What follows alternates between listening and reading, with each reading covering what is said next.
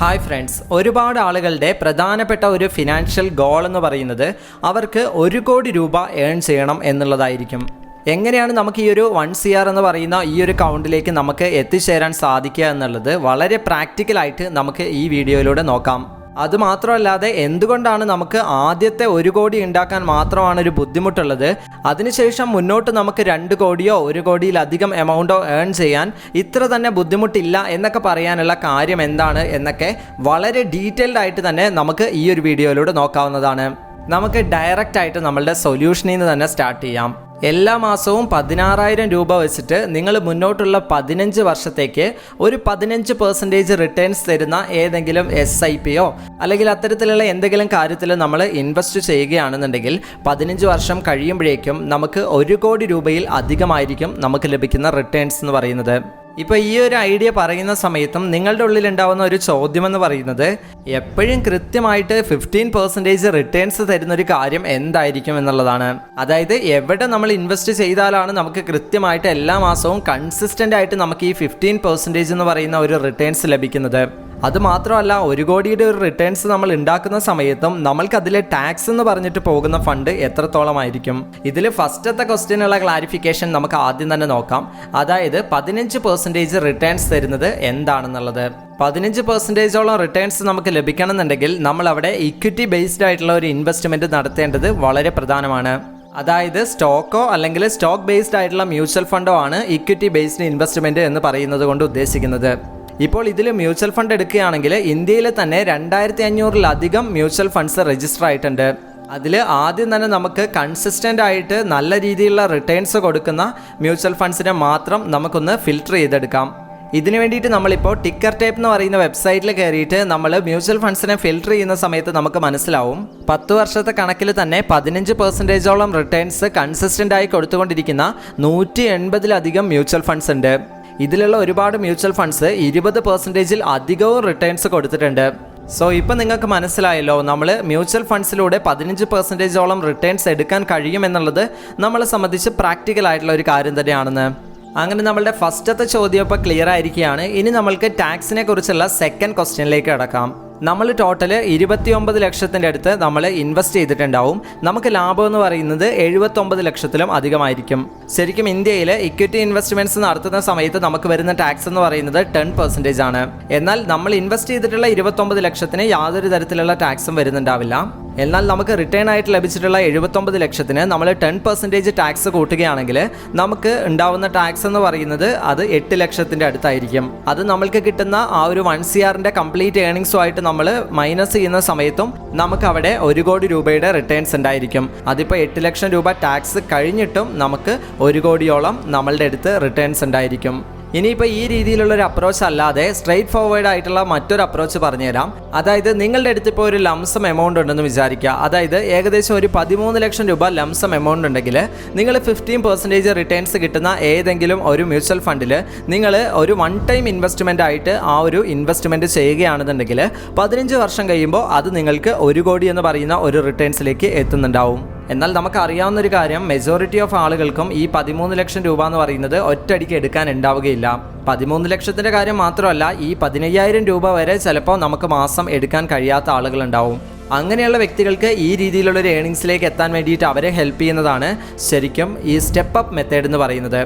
Step up SIP എങ്ങനെയായിരിക്കും എന്ന് വെച്ചിട്ടുണ്ടെങ്കിൽ എല്ലാ കാര്യവും കറക്റ്റ് തന്നെ ആയിരിക്കും. അതായത് നിങ്ങൾ 50% റിട്ടേൺസ്, 15 വർഷത്തെ ടൈം പീരീഡ്. ബട്ട് നിങ്ങൾ മന്ത്ലി ഇൻവെസ്റ്റ് ചെയ്യുന്നത് നിങ്ങൾ ആദ്യം തന്നെ 15,000 രൂപ ഇൻവെസ്റ്റ് ചെയ്യേണ്ടതില്ല. നിങ്ങൾ ആദ്യം 10,000 രൂപ ഇൻവെസ്റ്റ് ചെയ്യുക. അങ്ങനെ ഒരു വർഷം മുഴുവൻ നിങ്ങൾ 10,000 രൂപ വെച്ചിട്ട് എല്ലാ മാസവും നിങ്ങൾ ഇൻവെസ്റ്റ് ചെയ്തുകൊണ്ടിരിക്കുക. എന്നാൽ അടുത്ത വർഷം വരുന്ന സമയത്ത് ഈ 10,000 രൂപയെ നിങ്ങൾ 11,000 രൂപയായിട്ട് സ്റ്റെപ്പ് അപ്പ് ചെയ്യുക. അതായത് ഓരോ വർഷവും നമ്മളുടെ വരുമാനം ഉയരുന്നതിനനുസരിച്ച് നമ്മളുടെ ഇൻവെസ്റ്റ്മെൻറ്റ്സും ഓരോ പടി വെച്ചിട്ട് ഒരു 10% വെച്ചിട്ട് സ്റ്റെപ്പ് അപ്പ് ചെയ്തുകൊണ്ടിരിക്കുക. അങ്ങനെ ആ ഒരു വർഷം സ്റ്റെപ്പ് അപ്പ് ആയിട്ട് 11,000 എന്ന് പറയുന്ന ഒരു ഇൻവെസ്റ്റ്മെൻറ്റ് കൺസിസ്റ്റൻ്റ് ആയിട്ട് ഫോളോ ചെയ്യുക. അതിനുശേഷം നിങ്ങൾ ചെയ്യേണ്ടത് അടുത്ത വർഷം 12,000 എന്ന് പറയുന്ന കാര്യത്തിലോട്ട് സ്റ്റെപ്പ് അപ്പ് ആവുക. സോ ഇപ്പോൾ മനസ്സിലായില്ലേ, നമുക്ക് ഒറ്റയടിക്ക് 15,000 രൂപയൊന്നും വേണ്ട, 10,000 രൂപ വെച്ച് തന്നെ നമുക്ക് സ്റ്റാർട്ട് ചെയ്യാന്നുള്ളത്. ഇനിയിപ്പോൾ നമുക്ക് ഒരു 10,000 രൂപ പോലും എടുക്കാനില്ലാത്തൊരവസ്ഥയാണെന്നുണ്ടെങ്കിൽ നമുക്ക് ചെയ്യാൻ പറ്റുന്ന ഒരു കാര്യം എന്ന് പറയുന്നത് നമ്മളുടെ ഇൻകത്തെ മാക്സിമം നമുക്ക് എങ്ങനെയൊക്കെ ഇമ്പ്രൂവ് ചെയ്യാൻ കഴിയുമോ ആ രീതിയിലൊക്കെ ഇൻക്രീസ് ചെയ്യാൻ വേണ്ടി ശ്രമിക്കുക. അതിനു വേണ്ടിയിട്ട് പറ്റിയ ഹൈ ഇൻകം സ്കിൽസ് പഠിക്കുക, ചെറിയ ചെറിയ സൈഡ് ഹസിൽസ് ഒക്കെ സ്റ്റാർട്ട് ചെയ്യുക. നിങ്ങളുടെ ഇപ്പോൾ ഉള്ള വരുമാനത്തോടൊപ്പം തന്നെ പാസീവായിട്ട് ഇൻകം ഏൺ ചെയ്യാൻ പറ്റുന്ന ഓപ്പർച്യൂണിറ്റീസ് ഉണ്ടോ എന്നുള്ളത് നിങ്ങൾ സ്വയം ചെക്ക് ചെയ്തുകൊണ്ടിരിക്കുക.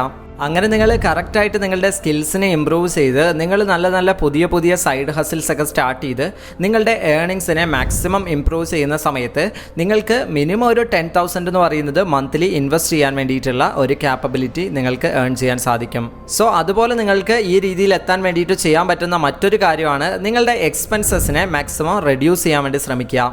ഇതിന് വേണ്ടിയിട്ട് നമ്മളുടെ എമൗണ്ട് കൂടുതലും എവിടെയാണ് സ്പെൻഡ് ആവുന്നത്, എവിടെയാണ് നമ്മൾക്ക് ഓവറായിട്ടുള്ള എക്സ്പെൻസ് വരുന്നത്, ഇത്തരം കാര്യങ്ങളെ കറക്റ്റായിട്ട് ട്രാക്ക് ചെയ്യുക. എന്തിനധികം പറയുന്നു, നമ്മളുടെ അടുത്ത് നിന്ന് 1 രൂപ സ്പെൻഡ് ചെയ്യുമ്പോൾ വരെ അതിനുള്ള കണക്ക് നമ്മൾ കീപ്പ് ചെയ്യുക എന്നുള്ളത് വളരെ പ്രധാനപ്പെട്ട കാര്യമാണ്. സോ നിങ്ങളുടെ എമൗണ്ട് ആവശ്യമില്ലാതെ എവിടെയെങ്കിലുമൊക്കെ സ്പെൻഡ് ആവുന്നുണ്ടെങ്കിൽ അത് കറക്റ്റായിട്ട് ട്രാക്ക് ചെയ്തിട്ട് ആ കാര്യങ്ങളൊക്കെ സ്റ്റോപ്പ് ചെയ്ത് കറക്റ്റായിട്ട് നിങ്ങളുടെ ഫിനാൻസിനെ മാനേജ് ചെയ്യുക. അങ്ങനെ നിങ്ങൾ നിങ്ങളുടെ എക്സ്പെൻസിനെ റെഡ്യൂസ് ചെയ്യുന്ന സമയത്തും നിങ്ങൾക്ക് ഈ പറഞ്ഞ രീതിയിൽ ഒരു 10,000 ഒക്കെ മന്ത്ലി ഇൻവെസ്റ്റ് ചെയ്യാനുള്ള ക്യാപ്പബിലിറ്റി നിങ്ങൾക്ക് നേടിയെടുക്കാൻ സാധിക്കും. ഓക്കെ, നമുക്കിപ്പോൾ അറിയാം നമ്മളുടെ 1 കോടി രൂപ നമുക്ക് ഏൺ ചെയ്യാൻ വേണ്ടിയിട്ട് നമ്മളെടുത്ത സമയം എന്ന് പറയുന്നത് 15 വർഷമാണ്. എന്നാൽ നമുക്ക് അടുത്ത 1 കോടി രൂപ നേടിയെടുക്കാൻ വേണ്ടിയിട്ട് നമുക്ക് ഈ 15 വർഷം എന്ന് പറയുന്നത് ആവശ്യമില്ല. ഇതുകൊണ്ടാണ് rich get richer, money make money എന്നൊക്കെ പറയുന്നത്. ഇപ്പം നമുക്കറിയാം, നമ്മൾ ആദ്യം നോക്കിയതുപോലെ 15 വർഷത്തേക്ക് 15% റിട്ടേൺസ് തരുന്ന ഒരു SIPയിലേക്ക് നമ്മൾ ഇൻവെസ്റ്റ് ചെയ്യുകയാണ്. അപ്പോൾ 15 വർഷം കൊണ്ട് നമുക്ക് 1 CR എന്ന് പറയുന്ന ഏർണിങ്സിലോട്ട് നമ്മൾ എത്തി. ഇനി നമ്മൾ ഈ 15 വർഷം എന്നുള്ളത് ഒരു 4 വർഷം കൂടി നമ്മൾ കൂട്ടി കൊടുക്കുകയാണ്, 19 വർഷം. അങ്ങനെ കൊടുക്കുന്ന സമയത്ത് കറക്റ്റായിട്ട് നമുക്ക് കാണാൻ സാധിക്കും ഈ 19 വർഷം കൊണ്ട് നമുക്ക് കിട്ടുന്ന റിട്ടേൺസ് എന്ന് പറയുന്നത് 2 കോടിയിലും അധികമാണ്. അതായത് ഫസ്റ്റത്തെ 1 കോടി രൂപ നേടാൻ നമുക്ക് 15 വർഷം എടുത്തെങ്കിൽ രണ്ടാമത്തെ 1 കോടി നേടാൻ വേണ്ടിയിട്ട് നമുക്ക് വെറും 4 വർഷം മാത്രമേ വരുന്നുള്ളൂ. ഇനിയിപ്പോൾ ഈ 19 വർഷം എന്നുള്ളതിൻ്റെ കൂടെ 2 വർഷം കൂടി നമ്മൾ ആഡ് ചെയ്ത് കഴിഞ്ഞാൽ നമുക്ക് മനസ്സിലാവും നമ്മളുടെ അടുത്ത 1 കോടിയും നമുക്ക് ഏൺ ചെയ്യാൻ സാധിക്കുമെന്ന്. അതിനുശേഷം നമ്മൾ എല്ലാ വർഷവും ഇതുപോലെ കൺസിസ്റ്റൻ്റ് ആയിട്ട് ഈ ഇൻവെസ്റ്റ്മെൻറ്റ് ഫോളോ ചെയ്യുകയാണെന്നുണ്ടെങ്കിൽ ഓരോ വർഷത്തിലും നമുക്ക് 1 കോടി രൂപ വെച്ച് ഏൺ ചെയ്യാൻ സാധിക്കും. ഇതിന് ഏറ്റവും പ്രധാനപ്പെട്ട കാര്യമാണ് കോമ്പൗണ്ടിങ്. കോമ്പൗണ്ടിങ് എന്താണെന്ന് വെച്ച് കഴിഞ്ഞാൽ നമുക്കൊരു ഗ്രോത്ത് ഉണ്ടാവുന്നു, ആ ഒരു ഗ്രോത്തിൻ്റെ മേലെ പിന്നെയും നമുക്കൊരു ഗ്രോത്ത് ഉണ്ടാവുന്നു. അതായത് നിങ്ങളുടെ അടുത്ത് ഇപ്പോൾ ഒരു 1 ലക്ഷം രൂപയുണ്ട്. ഈ 1 ലക്ഷം രൂപയെ നിങ്ങൾ 10% റിട്ടേൺസ് കിട്ടുന്ന ഏതെങ്കിലും ഒരു SIPയിലോ സ്റ്റോക്കിലോ ഒക്കെ ഇൻവെസ്റ്റ് ചെയ്തിരിക്കുകയാണ്. ഇപ്പോൾ ഇതിൽ നിന്നും നിങ്ങൾക്ക് 10% റിട്ടേൺസ് കിട്ടുന്നു എന്ന് പറയുമ്പോൾ നിങ്ങൾക്കൊരു 10,000 റുപ്പീസ് ഇതിൽ നിന്ന് കിട്ടും. അപ്പോൾ അത് കിട്ടിയ ഉടനെ തന്നെ നിങ്ങൾ ആ 10%, അതായത് ആ 10,000 റുപ്പീസ് എന്നുള്ളത് നിങ്ങൾ പിന്നെ വിഡ്രോ ചെയ്യുകയാണെന്നുണ്ടെങ്കിൽ അവിടെ പിന്നെ നിങ്ങളുടെ എമൗണ്ട് എന്ന് പറയുന്നത് ബാക്കിയുള്ളത് 1 lakh റുപ്പീസാണ്. ഈ 1 ലക്ഷം രൂപയിൽ നിന്നും പിന്നെയും നിങ്ങൾക്ക് 10% റിട്ടേൺസ് കിട്ടുന്നു. ആ 10% റിട്ടേൺസ് ആയിട്ടുള്ള 10,000 രൂപ നിങ്ങൾ പിന്നെയും എടുക്കുന്നു. പിന്നെയും അവിടെ ബാലൻസ് എന്ന് പറയുന്നത് 1 lakh റുപ്പീസാണ്.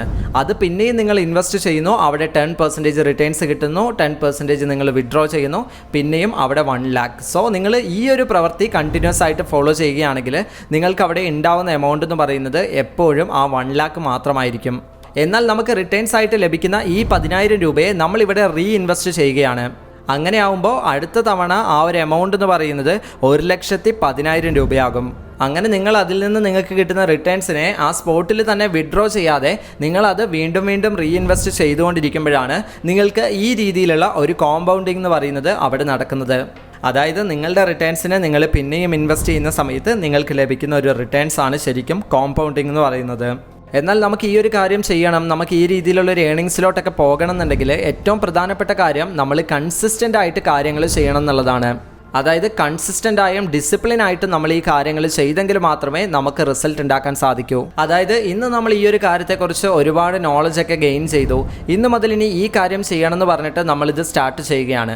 പക്ഷേ അങ്ങനെ നമ്മൾ മുന്നോട്ട് പോകുന്ന സമയത്താണ് പെട്ടെന്ന് ട്രേഡിങ്ങോ അല്ലെങ്കിൽ മറ്റെന്തെങ്കിലും തരത്തിലുള്ള സ്റ്റോക്സോ ഇൻവെസ്റ്റ്മെൻറ്റ്സോ ഒക്കെ ട്രെൻഡ് ആവുന്നതും നമ്മൾ അറിയുന്നതും. അപ്പോൾ നമ്മൾ പെട്ടെന്ന് ഈ ഒരു ഗോൾ വിട്ടിട്ട് നമ്മൾ ആ ഒരു കാര്യത്തിലോട്ട് പോകും. അങ്ങനെയൊക്കെ ആവുന്ന സമയത്ത് നമ്മളിപ്പോൾ പറഞ്ഞതുപോലെയുള്ള ഒരു ഏർണിങ്സിലോട്ടൊന്നും നമുക്ക് ഒരിക്കലും എത്താൻ സാധിക്കില്ല. സോ നമ്മൾ കറക്റ്റായിട്ട് നമ്മൾ ചെയ്യുന്ന കാര്യങ്ങളെ കറക്റ്റായിട്ട് ഫോളോ ചെയ്യുക. നമ്മൾ ചെയ്യുന്ന കാര്യങ്ങളെ കറക്റ്റായിട്ട് ട്രാക്ക് ചെയ്യുക. അതുകൊണ്ട് തന്നെ നമ്മൾ വെറുതെ ഉള്ളൊരു ട്രെൻഡിൻ്റെ പുറകെയോ അല്ലെങ്കിൽ നമ്മളുടെ ഒരു ത്രില്ലിൻ്റെ പുറകെയോ കിക്കിൻ്റെ പുറമേ ഒന്നും പോയിട്ട് നമ്മൾ വെറുതെ എമൗണ്ട് ഇൻവെസ്റ്റ് ചെയ്യാതിരിക്കുക. കൃത്യമായിട്ടുള്ള ഗോൾസ് ടാർഗറ്റ്സ് ഒക്കെ വെച്ച് കറക്റ്റായിട്ടുള്ള നോളജുമായിട്ട് വേണം നമ്മൾ മുന്നോട്ട് പോകാൻ. അങ്ങനെ ആവുന്ന സമയത്ത് ആ ഡിസിപ്ലിൻ എന്നുള്ളത് നമുക്ക് എപ്പോഴും കീപ്പ് ചെയ്യാൻ സാധിക്കൂ. ഇനി രണ്ടാമത്തെ പ്രധാനപ്പെട്ടൊരു കാര്യമാണ് നമ്മൾ ഡിസ്ട്രാക്റ്റ് ആവാതിരിക്കുക. അതായത് ഇപ്പോൾ ഇക്വിറ്റി ഇൻവെസ്റ്റ്മെൻറ്റിൻ്റെ കാര്യം നോക്കുകയാണെങ്കിൽ തന്നെ അതിനകത്ത് ഒരുപാടധികം ആളുകളുടെ അഭിപ്രായങ്ങൾ വരാനുള്ള ചാൻസ് ഉണ്ട്. അപ്പോൾ നമുക്ക് പ്രോപ്പറായിട്ടുള്ള ഒരു ഐഡിയ ഇല്ലാതെ മറ്റുള്ളവരുടെ അഭിപ്രായത്തെ മാനിച്ച് നമ്മൾ തീരുമാനങ്ങൾ എടുത്തു കഴിഞ്ഞാൽ, പ്രത്യേകിച്ച് ഇത്തരത്തിലുള്ള ഫിനാൻഷ്യൽ ഡിസിഷൻസ് ഒക്കെ നമ്മൾ എടുത്തു കഴിഞ്ഞാൽ അത് നമ്മളെ വീണ്ടും വീണ്ടും ആ ഫെയിലിയറിലേക്ക് കൊണ്ടുപോവുകയുള്ളൂ. സോ അതുകൊണ്ട് ഡിസിപ്ലിൻ ആയിരിക്കാനും ഡിസ്ട്രാക്ഷൻസിനെ അവോയ്ഡ് ചെയ്യാനും എപ്പോഴും ശ്രദ്ധിക്കുക. ഇനി നമ്മൾ മനസ്സിലാക്കേണ്ട കാര്യം, നമുക്ക് ഈ രീതിയിലുള്ള ഇൻവെസ്റ്റ്മെൻറ്റ്സിൽ നമുക്ക് റിട്ടേൺസ് കൂടുതൽ ലഭിക്കാനുള്ള ഏറ്റവും നല്ലൊരു കാര്യമെന്ന് പറയുന്നത് നമ്മളുടെ ക്യാപിറ്റലിനെ നമ്മൾ ഇൻക്രീസ് ചെയ്യുക എന്നുള്ളതാണ്. നമുക്ക് നല്ല രീതിയിൽ നമ്മളുടെ ക്യാപിറ്റലിനെ ഇൻക്രീസ് ചെയ്യാൻ സാധിച്ചു കഴിഞ്ഞാൽ നമുക്ക് കിട്ടുന്ന റിട്ടേൺസും കൂടുതലായിരിക്കും. അതിനിപ്പോൾ എക്സാമ്പിൾ പറയുകയാണെങ്കിൽ, നിങ്ങളൊരു 1 lakh rupees നിങ്ങൾ ഇൻവെസ്റ്റ് ചെയ്ത് കഴിഞ്ഞാൽ അവിടെ നിന്നും നിങ്ങൾക്ക് 1 yearൽ 10% റിട്ടേൺസ് കിട്ടുകയാണെന്ന് വെക്കുക. അങ്ങനെയാണെങ്കിൽ നിങ്ങൾക്ക് കിട്ടുന്ന റിട്ടേൺ എന്ന് പറയുന്നത് 10,000 rupees ആയിരിക്കും. ഇതേ കാര്യം തന്നെ നിങ്ങൾ 10 lakh rupees ആണ് ഇൻവെസ്റ്റ് ചെയ്തതെന്നുണ്ടെങ്കിൽ 1 yearൽ നിങ്ങൾക്ക് ലഭിക്കുന്ന റിട്ടേൺസ് എന്ന് പറയുന്നത് 1 lakh rupees ആണ്. ഇനിയിപ്പോൾ 1 കോടി രൂപ നിങ്ങൾ ഇൻവെസ്റ്റ് ചെയ്ത് കഴിഞ്ഞാൽ നിങ്ങൾക്ക് 10 ലക്ഷം രൂപ ആ 1 yearൽ നിങ്ങൾക്ക് റിട്ടേൺസ് ലഭിക്കും. ഒന്ന് ആലോചിച്ച് നോക്കുക. അവിടെയുള്ള വർഷങ്ങളും സെയിമാണ്, നിങ്ങൾക്ക് കിട്ടുന്ന റിട്ടേൺസിൻ്റെ പെർസെൻറ്റേജും സെയിമാണ്. ബട്ട് ക്യാപിറ്റൽ എമൗണ്ടിൽ മാറ്റം വന്നപ്പോൾ തന്നെ നിങ്ങൾക്ക് കിട്ടുന്ന റിട്ടേൺസിൽ ഹ്യൂജ് ഡിഫറൻസ് ആണ് ഉണ്ടായത്. അതുകൊണ്ടാണ് നമ്മളുടെ ഫസ്റ്റത്തെ 1 കോടി രൂപ ഉണ്ടാക്കുന്നത് വളരെയധികം പ്രധാനപ്പെട്ട കാര്യമാണെന്ന് പറയുന്നത്. ഈ ഫസ്റ്റത്തെ 1 കോടി രൂപ നമ്മൾ ഏൺ ചെയ്ത് കഴിഞ്ഞാൽ നമുക്ക് കൃത്യമായിട്ട് ബാക്കി ആ ഒരു 1 കോടി രൂപ വെച്ചിട്ട് നമ്മളുടെ ബാക്കിയുള്ള വെൽത്ത് നമുക്ക് ക്രിയേറ്റ് ചെയ്യാൻ സാധിക്കും. ഇപ്പം നമുക്ക് 1 കോടി രൂപ വെച്ച് ജസ്റ്റ് ഒന്ന് കാൽക്കുലേറ്റ് ചെയ്ത് നോക്കാം. 1 കോടി രൂപ വെച്ച് നിങ്ങൾക്ക് 10% റിട്ടേൺസ് കിട്ടുകയാണെങ്കിൽ ഫസ്റ്റത്തെ വർഷം തന്നെ നമുക്ക് 10 lakh rupees ആയിരിക്കും റിട്ടേൺസ് ഉണ്ടാവുക. പിന്നീട് ആ 10 lakhും നമ്മളുടെ 1 CR കൂടി അവിടെ റീ ഇൻവെസ്റ്റ്മെൻറ്റ് വരികയാണ്. അങ്ങനെ നെക്സ്റ്റ് ഇയറിലും ഹൈ റിട്ടേൺസ് ലഭിക്കുന്നു. അങ്ങനെയാണ് ഈ കോമ്പൗണ്ടിങ് വർക്ക് ആവുന്നതും. ഫസ്റ്റത്തെ 1 കോടി രൂപ ഏൺ ചെയ്തതിന് ശേഷം പിന്നീട് നമുക്ക് നല്ല രീതിയിലുള്ള റിട്ടേൺസ് ഫാസ്റ്റായിട്ട് പിന്നീടുള്ള നമ്മൾ ആഗ്രഹിക്കുന്ന കോടികളുടെ റിട്ടേൺസ് നമുക്ക് ലഭിക്കുന്നതും. ഇനിയിപ്പോൾ നമുക്കറിയാം, നമ്മളിപ്പോൾ 15 വർഷം കഴിഞ്ഞിട്ടുള്ള കാര്യമാണ് പറയുന്നത്. അപ്പം നമുക്കറിയാവുന്ന ഒരു പ്രധാനപ്പെട്ട കാര്യമാണ് ഈ 15 വർഷത്തിന് ശേഷമുള്ള 1 കോടി രൂപയും ഇപ്പോഴത്തെ 1 കോടി രൂപയും തമ്മിൽ വാല്യൂവിൽ ഒരുപാട് ഡിഫറൻസ് ഉണ്ടെന്നുള്ളത്. സോ നമുക്ക് ഇൻഫ്ലേഷൻ റേറ്റ് കാര്യങ്ങളൊക്കെ നമ്മൾ നോക്കുകയാണെങ്കിൽ നമുക്ക് മനസ്സിലാകും, 1 കോടി രൂപയ്ക്ക് 7% ഇൻഫ്ലേഷൻ റേറ്റ് നമ്മൾ കൊടുക്കുകയാണെന്നുണ്ടെങ്കിൽ നമ്മളുടെ റിസൾട്ട് എന്ന് പറയുന്നത് ഇൻഫ്ലേഷൻ അഡ്ജസ്റ്റഡ് വാല്യൂ ആയിട്ട് നമുക്ക് ലഭിക്കുന്നത് 36 ലക്ഷം രൂപയായിരിക്കും. അതായത് 1 കോടി രൂപ വെച്ചിട്ട് നമുക്ക് അന്ന് വാങ്ങാൻ പറ്റുന്ന കാര്യങ്ങൾ എന്ന് പറയുന്നത് വെറും 36 ലക്ഷം രൂപയുടെ വാല്യൂ ഉള്ള കാര്യങ്ങളായിരിക്കും നമ്മൾക്ക് വാങ്ങാനും ചിലവാക്കാനും ഒക്കെ പറ്റുന്നുണ്ടാവുക. അതായത് ഒന്നും കൂടി ക്ലിയർ ആയിട്ട് പറയുകയാണെങ്കിൽ, ഇന്ന് നമുക്ക് 36 ലക്ഷം രൂപ കൊടുത്ത് എന്തൊക്കെ കാര്യങ്ങളാണോ വാങ്ങാനും ചിലവാക്കാനും ഒക്കെ കഴിയുന്നത് അതേ കാര്യങ്ങൾ തന്നെയാണ് നമ്മൾ 15 വർഷം കഴിഞ്ഞ് 1 കോടി രൂപ ഏൺ ചെയ്യുന്ന സമയത്തും നമുക്ക് ചെയ്യാൻ സാധിക്കൂ. സോ ഇന്നത്തെ 1 കോടി രൂപയുടെ അതേ വാല്യൂ എനിക്ക് 15 വർഷം കഴിഞ്ഞിട്ടും ലഭിക്കണം എന്ന് നിങ്ങൾ ആഗ്രഹിക്കുന്നുണ്ടെങ്കിൽ അതിന് നമ്മൾ എത്ര രൂപ ഏൺ ചെയ്യണം എന്നുള്ളത് നമുക്കൊന്ന് നോക്കാം. അതിന് വേണ്ടിയിട്ട് 1 കോടി രൂപ 15 വർഷത്തേക്ക് 7% ഇൻഫ്ലേഷൻ റേറ്റിൽ നമ്മൾ കാൽക്കുലേറ്റ് ചെയ്യുകയാണെങ്കിൽ, അതായത് 15 വർഷം കഴിഞ്ഞിട്ട് 2,75 ലക്ഷം രൂപ നമ്മൾ ഏൺ ചെയ്താൽ മാത്രമേ ഇന്ന് നമുക്ക് 1 കോടി രൂപയ്ക്ക് എന്തൊക്കെ മേടിക്കാൻ സാധിക്കുന്നുവോ എന്തൊക്കെ ചെലവാക്കാൻ സാധിക്കുന്നുവോ ആ കാര്യങ്ങളൊക്കെ 15 വർഷം കഴിഞ്ഞും ചെയ്യാൻ കഴിയൂ. ഇതൊക്കെ പറയുമ്പോഴും നമ്മൾ മനസ്സിലാക്കണം, നമുക്ക് ഈ 2.25 കോടി നേടണമെങ്കിൽ നമ്മൾ ആദ്യത്തെ 1 കോടി എന്നുള്ളത് ഏൺ ചെയ്തേ പറ്റൂ. ഈ 1 കോടി രൂപ അച്ചീവ് ചെയ്ത് കഴിഞ്ഞാൽ ഈ 2.25 കോടി നമുക്ക് ഈസി ആയിട്ട് അച്ചീവ് ചെയ്യാന്നുള്ളത് നമ്മൾ നോക്കിയപ്പോൾ നമുക്ക് മനസ്സിലായതാണ്. സോ ഫ്രണ്ട്സ്, ഇവിടെ പറഞ്ഞിട്ടുള്ള ഇൻഫർമേഷൻസ് കറക്റ്റായിട്ട് നിങ്ങളുടെ ജീവിതത്തിലേക്ക് ഇംപ്ലിമെൻറ്റ് ചെയ്തുകൊണ്ട് നിങ്ങളുടെ ജീവിതത്തിൽ നല്ല രീതിയിലുള്ള ഫിനാൻഷ്യൽ ഡിസിഷൻസ് എടുക്കുക, നിങ്ങളുടെ ജീവിതത്തിൽ നല്ല രീതിയിലുള്ള ഫിനാൻഷ്യൽ ഫ്രീഡം അനുഭവിക്കുക. സോ ഫ്രണ്ട്സ്, ഈ ഒരു വീഡിയോ നിങ്ങൾക്ക് ഉപകാരപ്രദമായി എന്ന് തോന്നുകയാണെങ്കിൽ വീഡിയോ ലൈക്ക് ചെയ്യാനും നിങ്ങളുടെ അഭിപ്രായങ്ങൾ കമൻറ്റ് ചെയ്യാനും ഈ ഒരു വീഡിയോ മാക്സിമം ഫ്രണ്ട്സിലോട്ട് ഷെയർ ചെയ്ത് കൊടുക്കാനും മറക്കരുത്. ഇത്തരത്തിലുള്ള വീഡിയോസ് വീണ്ടും ലഭിക്കാനായിട്ട് നമ്മുടെ ചാനൽ ഇപ്പോൾ തന്നെ സബ്സ്ക്രൈബ് ചെയ്ത് തൊട്ടടുത്തുള്ള ബെൽ ഐക്കൺ കൂടി എനേബിൾ ചെയ്യുക. So thank you so much for watching.